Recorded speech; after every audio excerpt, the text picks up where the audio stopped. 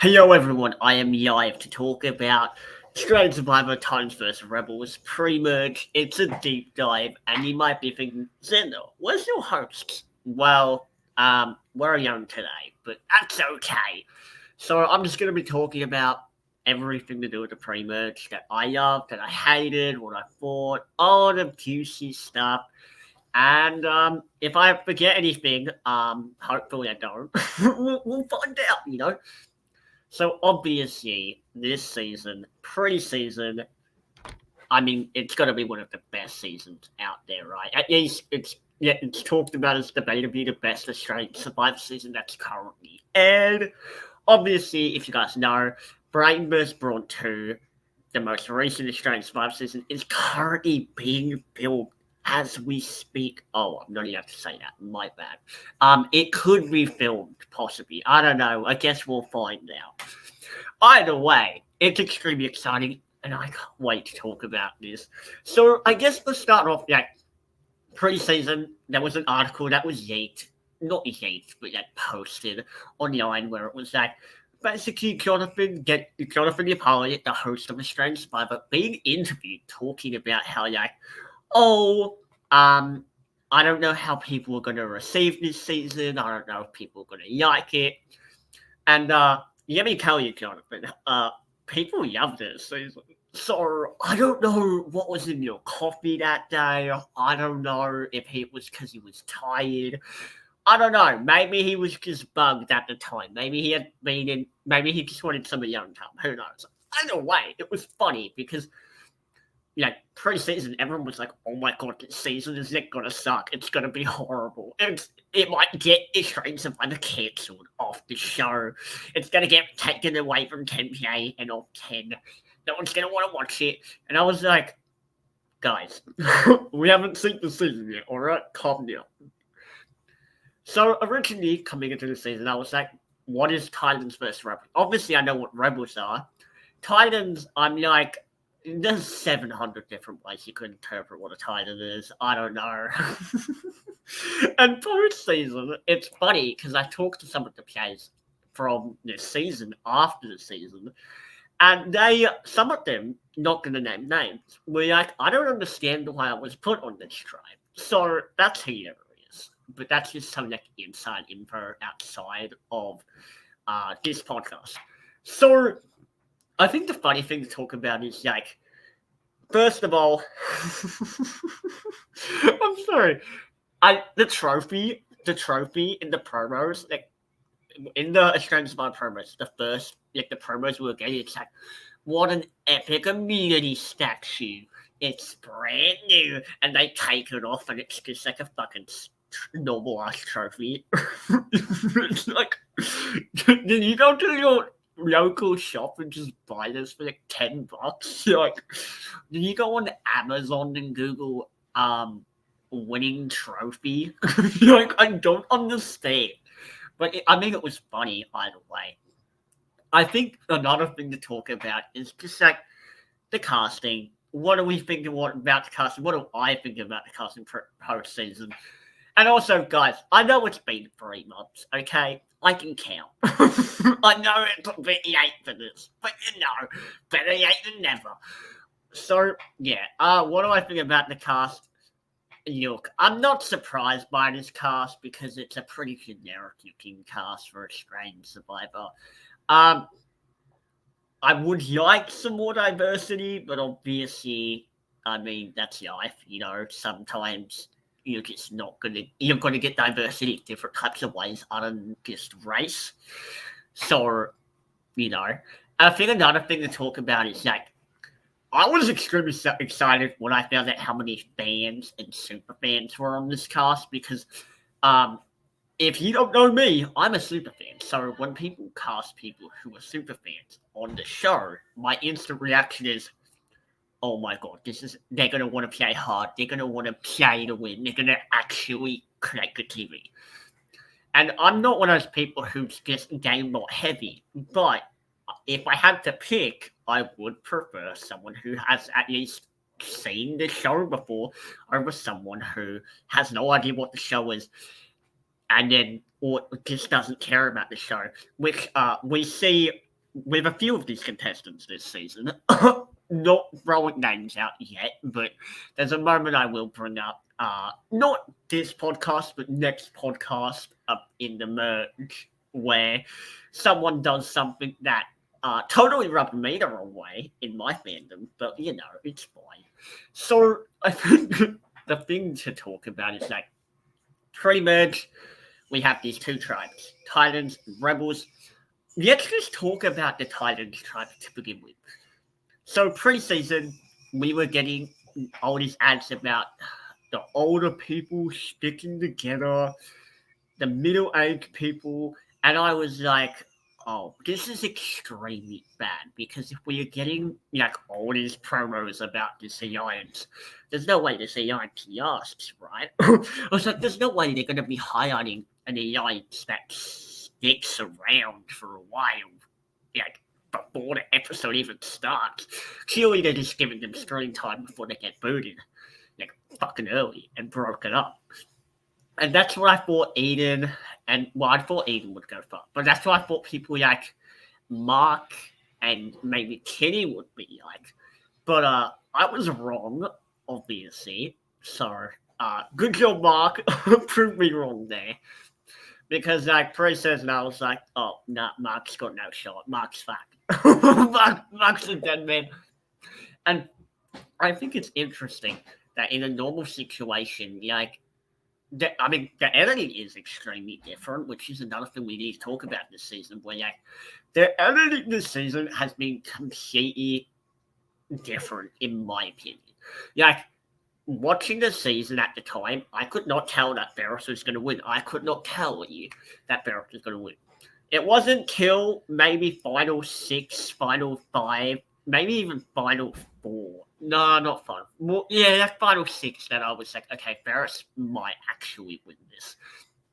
Because I was like, he's like one of the only people we get screen time from. I was like, okay. And I remember on one of the podcasts, I said in quote, Ferris is not going to win. And then he ends up winning. So, my dear apologies to Ferris out here. If you're watching this, I am sorry. You were totally right. You kicked ass and you deserve to win. No shake to carry on because you have to kill Supreme pretty damn well. But I think it's just crazy to think about how, like, preseason, I was looking at Ferris's game and I was thinking to myself, this dude is a lunatic. This dude has no shot. Obviously, to the cameras, he was probably hyping up so he would get casted. Yeah, just his personality and also just in general, to get screen time or just to have fun. I mean, understandable, right? Yeah, you go out there wanting to play a big character so then people make you important.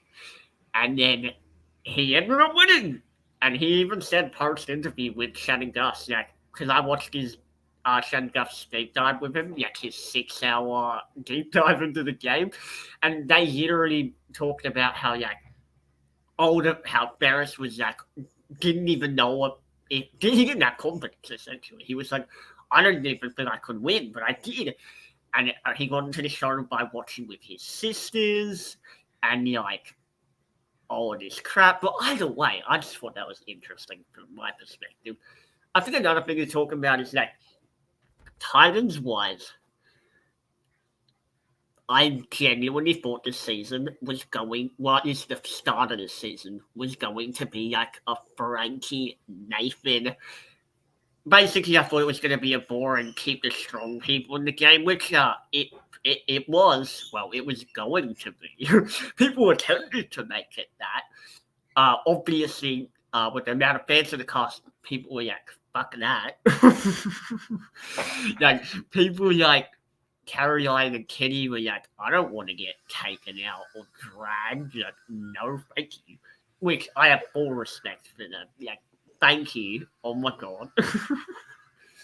Because in Australian Survivor, typically people want to keep the strong, athletic, fit people around because the challenges. Because as much as people say they don't do pagongings in Survivor, they still do pagongings in Survivor. People still care about their original tribes. They do. As much as they say they don't, they totally do.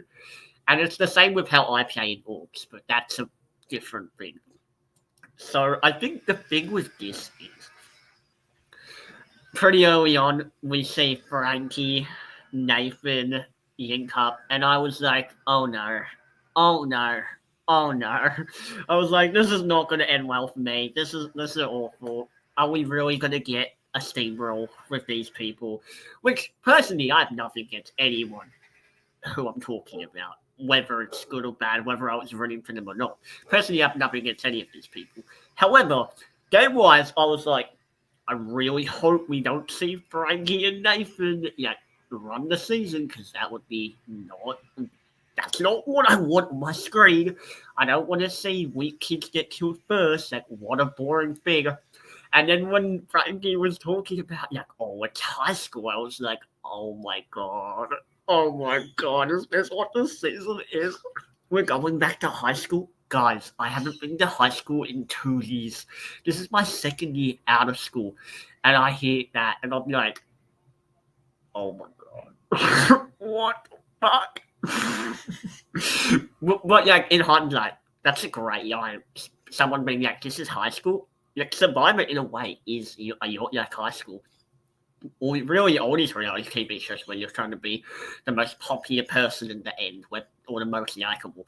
Where in that perspective, you do want to be popular. You do want to be in the kick, you do want to be one of the cool kids. So as much as it was like, oh, Frankie, what are you doing? It was also like, you know what? I love that. I love that line. And there's so many lines like that this season. You've got Viola saying, not today, Rebels, not today. You've got Eileen saying A for Alex and B is for Blindside. And you've just got all these other... Oh, you've got Kirby saying the infamous, this isn't Yamayan.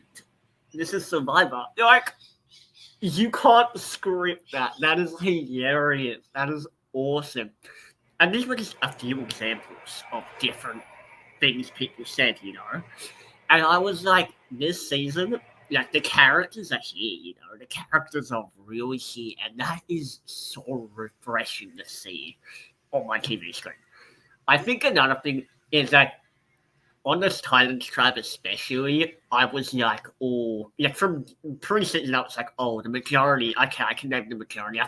I genuinely thought the majority was going to be Nathan, Frankie, Viola, Briaria. I actually said your name right, Briaria. My bad. Briaria. Jaden. I thought it was going to be those 5. Winner. 6. Wait, okay. 1, 2. Briaria, Viola, Winner, Nathan, Jaden, Frankie. And then, I don't know, some other person. Doesn't matter who. I thought that sort of group was going to be the group that just ran this tribe, and I was like, oh my god, I feel like I'm watching Australian Survivor All-Stars again. Because you guys remember Australian Survivor All-Stars when they were like, oh, we're going to make an Athletes Alliance on Australian Survivor All-Stars, keeping the tribe strong. With Yi, Abby, John, and Lydia, that alliance formed, based on keeping the tribe strong on a fucking All-Star season. On an All-Star season. Like, oh my god, I had so much pain watching that. I could go on a whole rant about All-Stars, and I will go on a whole rant about All-Stars in a separate podcast. But we're talking about this season. And I just think it's funny because, pre-season, I was like, oh, this is not it. It was funny because episode 1 started, and I was like, oh, Frankie's getting screen time. So either she's going to be the first one out, or she's going to get her winners in it. And then I was like, oh no, is she the winner of the season? Is Frankie going to win this season? Not because I have anything against Frankie, just because I was like, oh, if that's what's going to happen, this season is not going to go the way I want it to go. I was like, they're going to burn up all the bands. Like, shit. But no, it didn't happen, and I was like, yeah, let's go. So I think that was just great. I think another thing is it's interesting how on Rebels as well, we got the same sort of thing where it was just like people trying to form like not a cool kid alliance, but like to keep the tribe stronger alliance. And I was like, And this is even funnier. The fact that Alex, a teacher, was pre-season in his like intro package was like, oh yeah, being able to being able to see different kids at school, interact with each other, I'm gonna be able to know. It's Sabira's in like high school or whatever he said. He's like, I'm gonna be able to know when like the different groups and the tribe and alliances, and I was like, Alex, the number one kid in high school is the cool kids. How did you not think about that? How did you not think about that when you were isolating yourself, making your alliance public with yourself, Tobias, Peter, and Sarah? How did you not do that? How did you not think about that when you were snuggling Peter in the shelter at, I don't know, like 2 a.m. or whatever bloody time it was? How did you not, on night one, I don't understand. I don't get it. But like in hindsight, it's fucking hilarious. Like I love that, and I think I'm probably gonna make an edit of that because I haven't seen someone make an edit of that yet. Where I'm just gonna edit like people saying something and then just being not hypocritical, but you know what I mean. Like it being kind of like ironic after what happens in the game, or like how they play the game, or like what they say or whatever. Either way. I think another thing to talk about is the fact that we have not, and I mean, I want you, for Yuka's sake, Alex and Kelly are like one of my favorite rivalries of all time. Like I genuinely love their rivalry. Their rivalry is a mess. And I agree, Amazing Race. Put them on the Amazing Race because that would be fucking phenomenal. That would be amazing. They're gonna win. They're gonna win.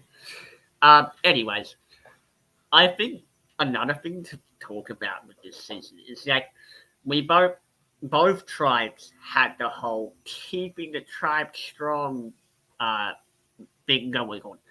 And both times it backfired. And it's funny because part of the reason why I didn't like Ferris pre-season was because I thought he was one of those people. I thought Ferris was one of those people who was going to care about keeping the tribe strong. And yes, that was part of his strategy. So full credit goes to Ferris there because he tricked me. But the problem with that is if I was out there and I didn't know the real Ferris and his real intentions, I would want Ferris gone because of that. So in that perspective, it's a good thing that I wasn't out there with Ferris because otherwise I would have wanted Ferris gone. I would have been like, this dude is not going to play. Yeah, you're tricky. He's just going to do whatever's best for the team. Like, fuck that. Fuck the team. I want selfish players, alright? We want villains on Survivor. I don't care. Okay, well, we want good people too, like rootable underdogs and stuff. But you get what I mean. Like, we want that. We want that sort of archetype, those people on TV. People who are willing to make a move, who are willing to do shit and not just sit there and not just coast and not just get picked off and whatever else. Anyways, I love bloody. Okay, so I know a lot of people were asking me, Xander, how would you rank this season out of all of the Australian Survivor seasons? It's definitely my favorite out of all the Australian Survivor seasons that they've currently filmed because, I mean, one, you love blind sides. Gotta love blind sides, you know, unless it's on me, which in that case, hate blind sides. Don't blindside. For men in the future, don't do it. Not me, guys. Anyone but me. I think another thing is like you have a different perspective when you're watching it compared to if you were playing the game. Like, because for me, right, we have to remember these are really like people with real emotions, and I think a lot of the time we kind of forget that because we're so like the area and Carry On story arc was fucking crazy. Another thing to talk about is that we saw so many rivals and enemies go against each other, work together, go against each other, work together, go against each other, work together. And I'm not calling out producers, however, the Australian Survivor producers, but I will say this. I did watch Shannon Gus's podcast with David Forrester, and apparently there was a bit of people, them telling the castaways a certain way how to play the game. Like, you should get rid of certain people who you think aren't going to want to work with you going forward. Which is part of the reason why people like Kirby and Ferris kept each other around so long. And it's also probably why Carry On and Mark kept each other around so long. Obviously, it also could have just been natural. But I think because of that outside influence pre-season, it does, in my opinion, kind of hurt how good of a season this season actually was.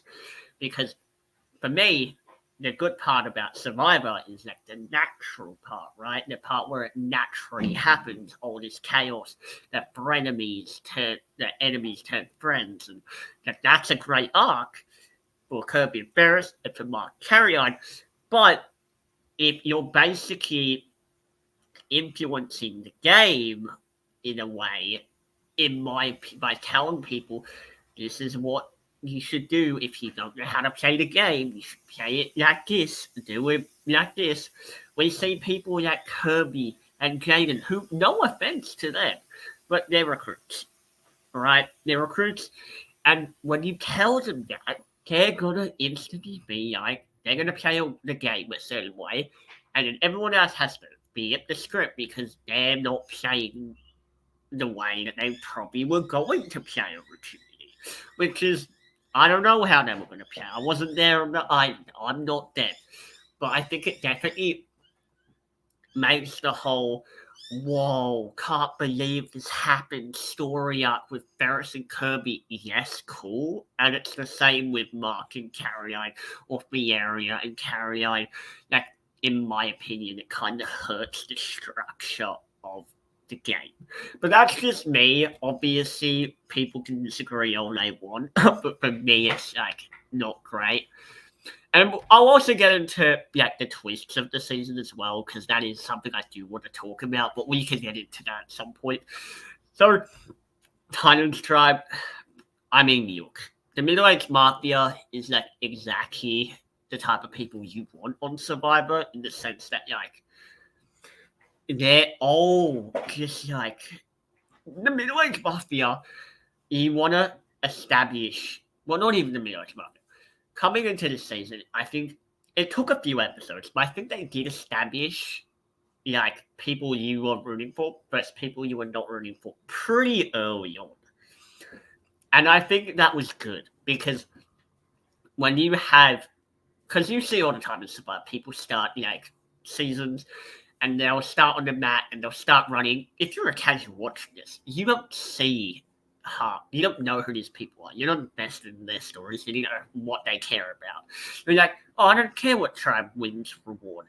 So I'm happy that the first challenge was reward and not immunity, because I think that's the problem US Survivor does, where they instantly try and skip to like the dynamics of the tribe when really we don't even know who these people are. The way to get us to be invested in these people is to know who they are. And I think that's an important story thing. That's an important thing in like story arc. In story storylines. Jesus. Sorry. In storylines. And I think another thing to talk about is that that's why like people getting screen time is so important, you know. Where like in some seasons people like Jay or like the twins from Blood vs. Water don't get screen time or much screen time, and you're like, This is why we need them to get screen time, because otherwise their impact on the season is not going to be important. We're not going to care about them, and it's not going to be what we want. And there's certain people like Scott and Charles who kind of got a bit purpled until their eliminations. Like, I mean, Scott got a bit of screen time, and I understand his situation was different, but it's like, that is not what you need. That's not what you want, put it that way. That's not what you want on a season. I think another thing to talk about is like people like Rihanna went super deep, and I feel like I barely saw Rihanna at all. Same with Raymond. We got a bunch of Raymond content, but it wasn't like confessionals. It was just him like walking into the woods. It was like, that's not the same thing. But I mean, it's whatever. I think what I was so focused on this season was I was thinking logically, okay, if you're putting a target on your back, you're going to get eliminated, because why would people want to keep you around if you're like pissing off half the cast, which is what Barris was kind of doing subconsciously, whether he meant to or not. Because Charles, Winner, Bavaria, Kirby, Scott, like these people like were not taking Barris, you know, like. But regardless, and even people like Mark, who he connected with in some ways, were like, we can get rid of Barris. We don't need him. I think for me, the Titans tribe is like high school. It's funny how it's like high school in the sense that it's like the older people kind of always like fuck young people. It's poke them out.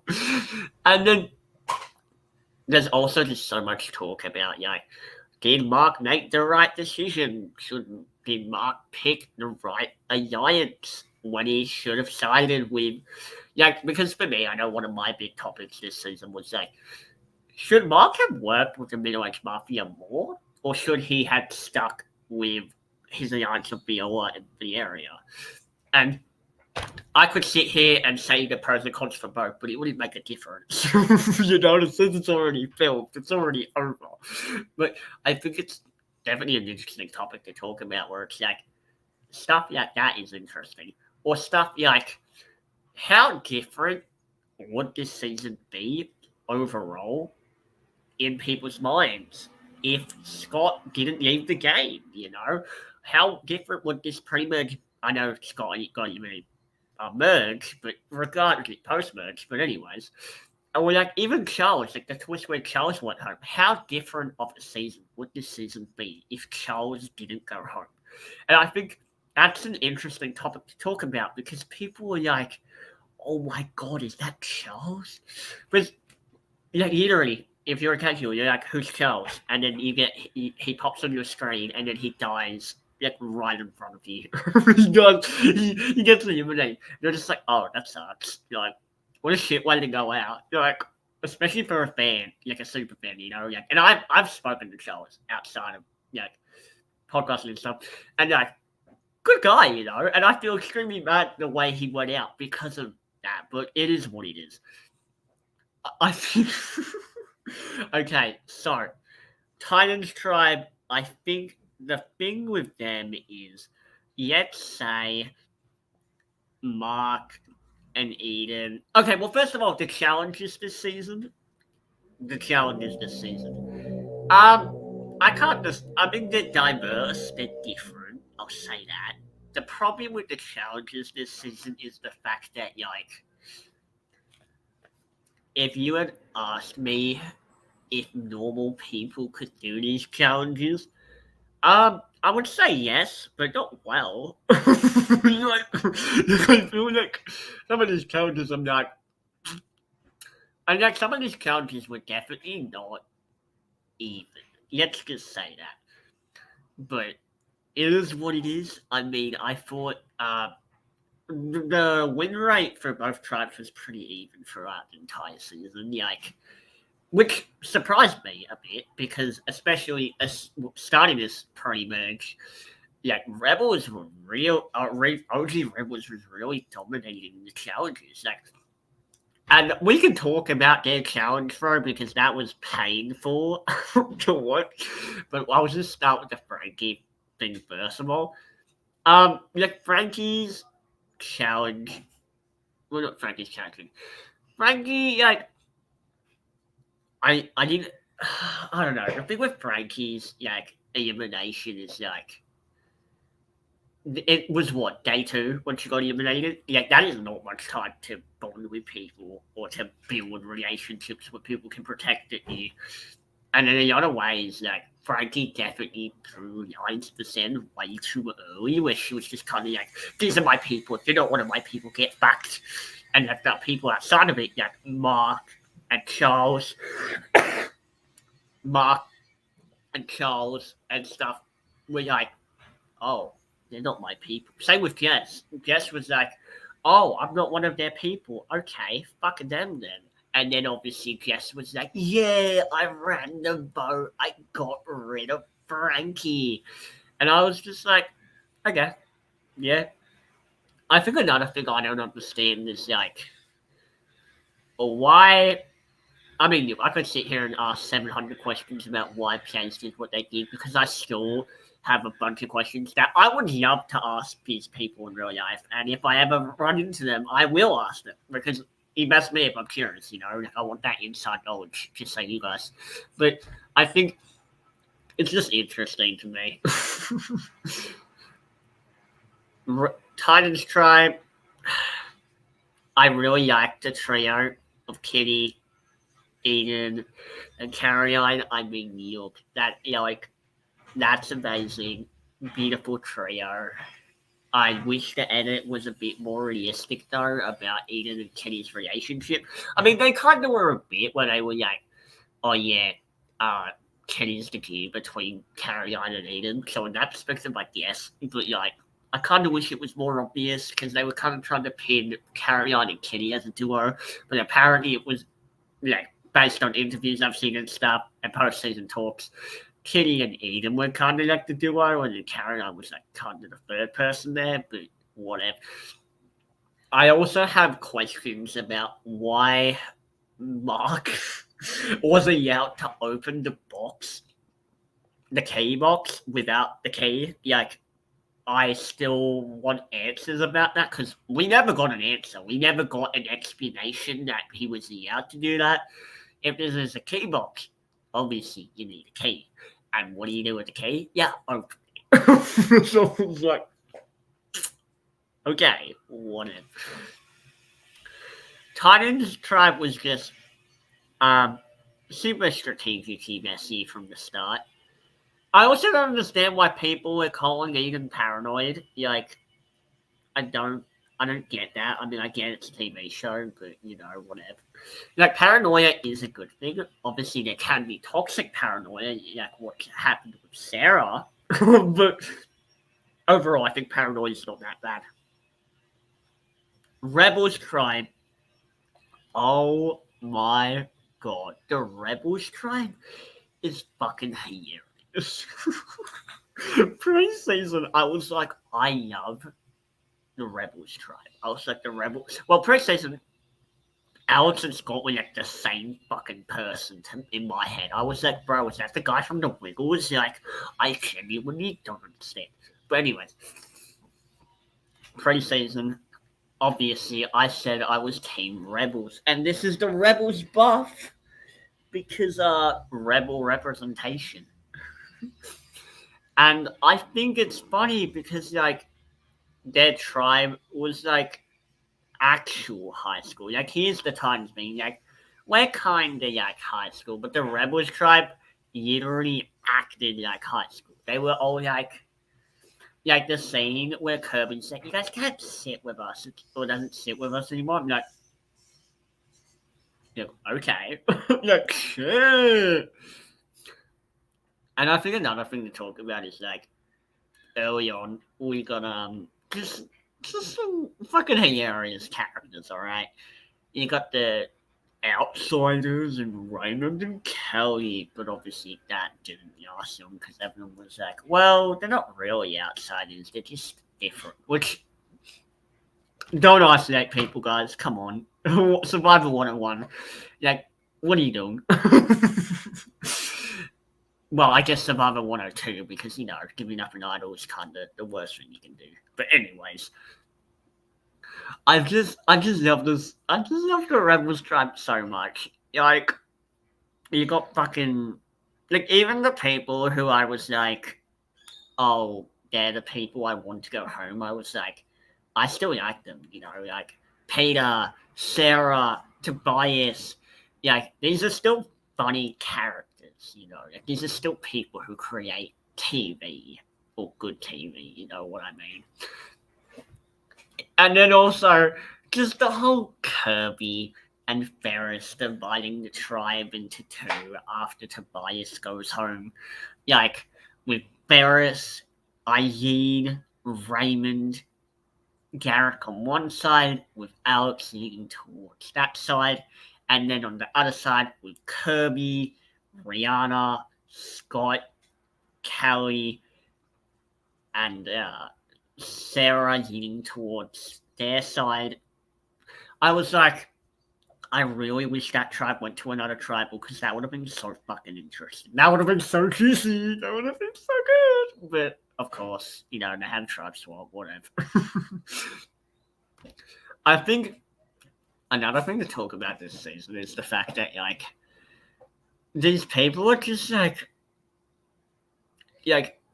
you ever look at people and you're just like, how are these real people? That's how I feel about this season. I'm like, shit, oh my god.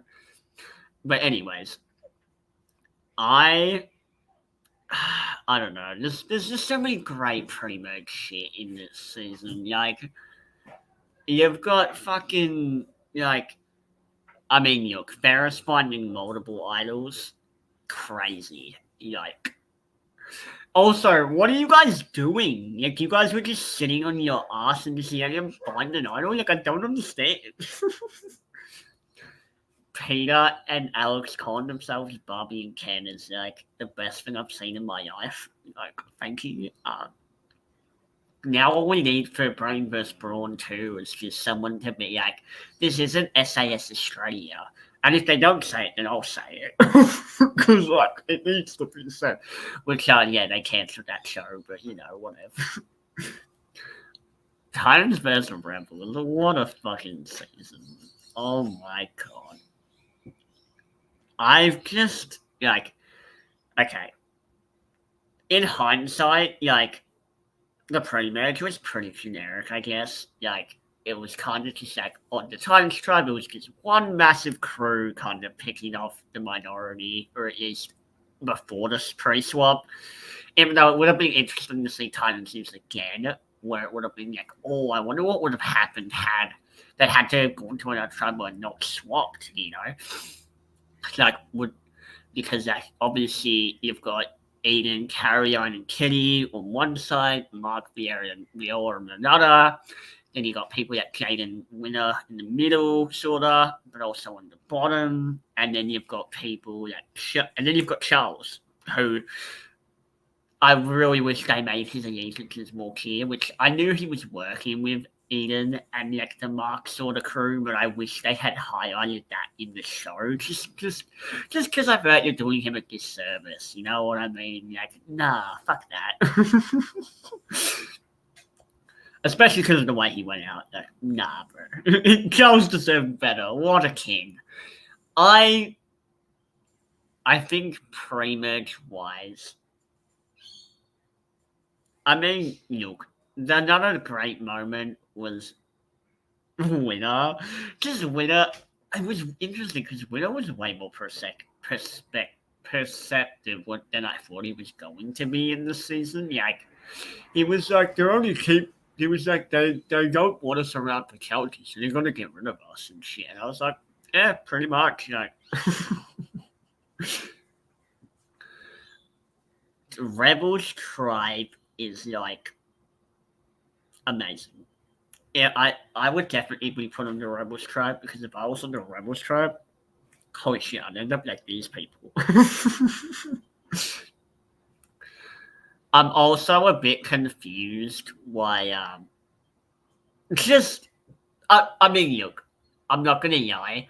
The whole um minority majority swap when because OG rebels were in the minority on their original tribe once they swapped, but they were in the majority on the OG Titans, and it was the same the other way around with the Titans. And I was like, this is so messy. Like, I can't, like, I know what to say, but it's like this and that and this and that. That was like, okay, whatever. The pre-merge is like, I mean, you're always going to have, I personally always think the merge tends to be better than the pre-merge just because, like, you're getting to the juice, you know who's working with who, you know what's going to happen, or more so what's going to happen, you know what I mean? I think my problem, oh god, this is the part where I talk crap, right? My problem with this season's pre-merge is like, it definitely did feel like a lot of stuff was happening behind the scenes that we just didn't see, which like I get it. You've only got a limited amount of time to show something, but at the same time, it's like, ugh, please don't do that. I really love Garrick as a character. Garrick is fucking hilarious. Like, oh my god. Anyways, like every time I walk past what did he say he worked at? The reject shop. Every time I walk past the reject shop, I'm just like, that's me, folks. That's me. Titans is just like the best thing I've seen in my no, honestly, Titans are pretty boring. Like as a tribe, like I'm sorry, but like I'm gonna be fucking honest. Like the Titans, like nah, like there's not many people who I was like voting for. A lot of them I was like excited to see the torches get stuffed. I was like, thank God I don't have to see them on my screen anymore. Not because I don't like them as people, but just because in the game they were frustrating. They were pissing me off. I was like, please get off my screen. Please get off my screen. Please get off my screen. Rebels wise, it's interesting because Rebels was, I mean, look, them throwing their challenge to try to get rid of Kelly was just painful to watch. I mean, I get it. She might be annoying to get with, but like, she's literally, her only allegiance is to the rest of your tribe.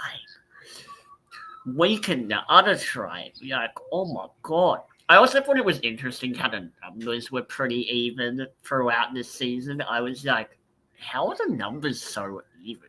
It doesn't make sense to me. You know what I mean? Because it was like we were getting a bit of a steamroll by the Rebels originally, and then they just tossed it away, garbage. And I was like, that's another thing I don't understand about this pre-match. These people were way too willing to vote off people from their own tribe. I was like, you guys are like, it was literally just like, oh my god, get them out, get them out. I was like, you guys are stupid. Why are you self-imputing? You're like, you best believe if I get on when I get on a tribe, I'm not gonna be like, oh my god, guys, I gotta vote off people from my original tribe. I'm gonna be like, no, we're gonna stick together and we're gonna fucking decimate the other tribe. We're gonna fucking kill them. Yeah. Goodbye. No.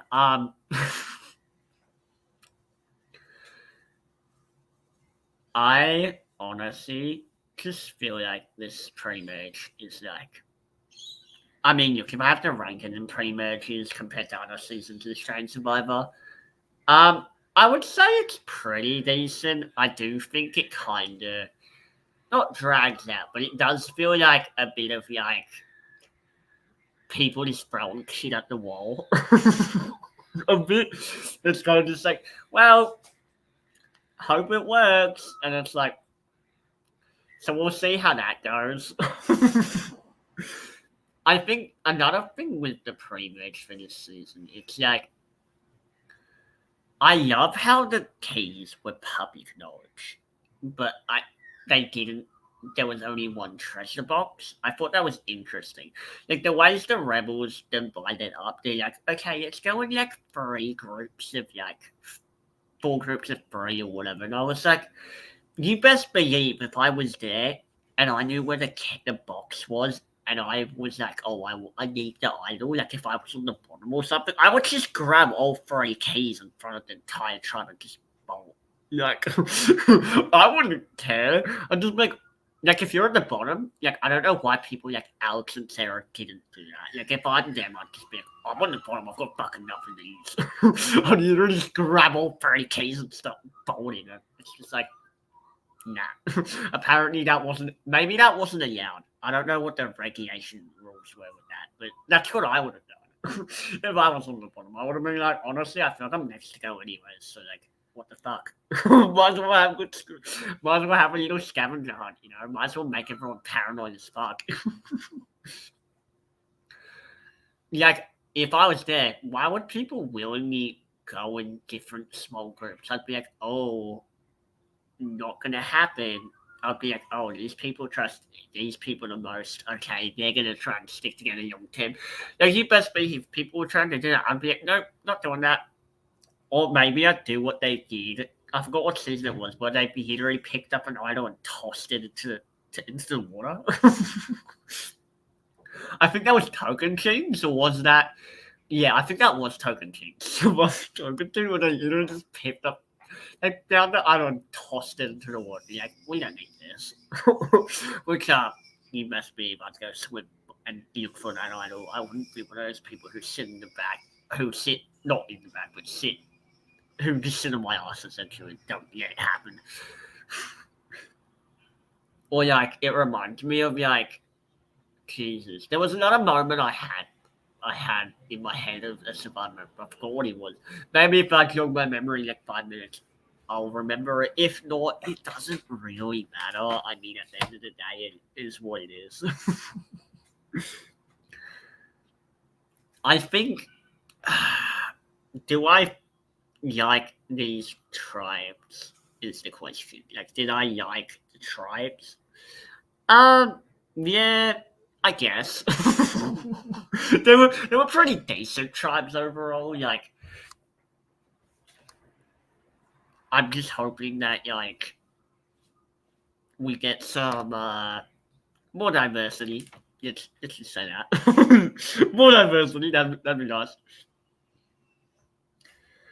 And yeah, that's crazy. I don't know. It's an interesting Premerge because like I have spent so long dissecting and watching these episodes. It's been 3 months since this season has aired. 3 months. That is a long time. Has it been for? Okay, yeah, it's been like 3 months. It's been like 3 months since this season premiered or whatever, and I was just like, I want to take this time to process what I'm watching so I can like actually talk about it. But even now, I'm like stuttering, like having mind blanks and shit because I'm like, oh my god.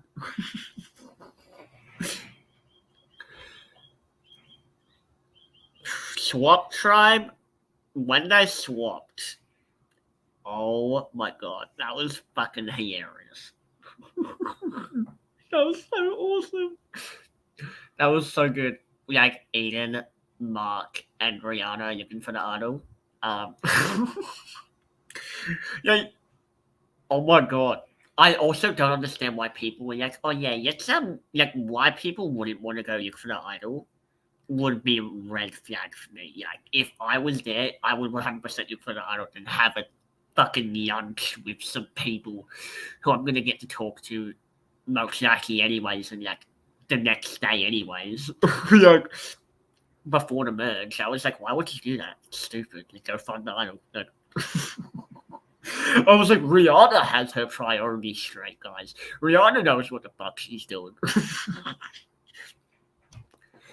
I also just want to talk about how I feel like some of these players were way too willing to just stay on the bottom. Like, a lot of them had chances to be up the game, and they just didn't.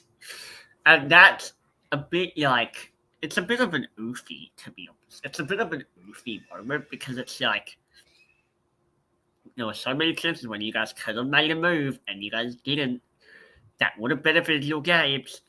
Winner, Viola, Vieira, like, even Nathan could have tried something. I mean, I know people definitely did try to make moves, but like, you know.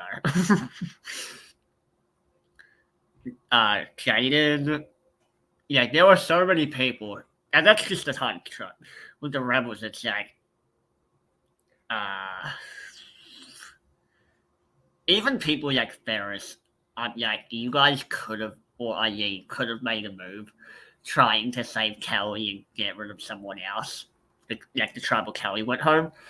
Like, I get why they didn't, but yeah, from watching at home, obviously we're all going to be like, well, you're on the bottom, so why would you want to stay on the bottom?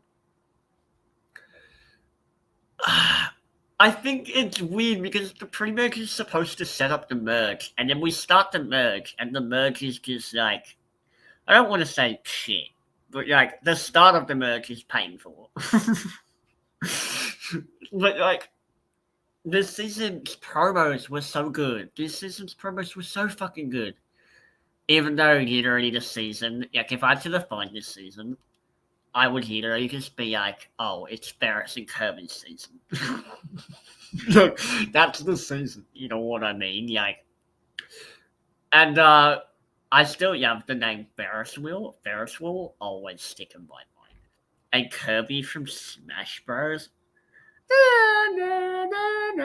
Like, Raymond, thank you for that. Like, I don't know where that came from, but like, thank you so much. Oh my god, guys. Kelly with her twister was like one of the best things I've ever seen in my life. I would have never in a million years came up with playing Twister on Survivor, but you know, like, full credit, you know. Like, people like Kelly, you're like, what the fuck is wrong with you? But then you're like, actually, you're amazing. Like, I totally get why people like Kelly were casted. I'm like, honestly, you are an awesome, dope person. Like, that would be so fun, you know, so fun just to party with.